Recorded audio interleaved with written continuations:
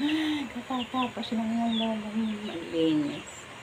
Guys, ang ulam ng lola ay upo.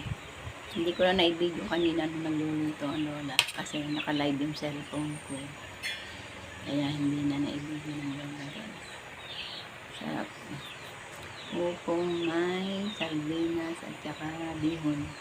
Kaya lang naigahan na, guys. Naubos yung ininom ng bihon. Nawala ng sabaw. Pero masarap pa rin ito, guys. Kain, guys. Kain tayo. Kain.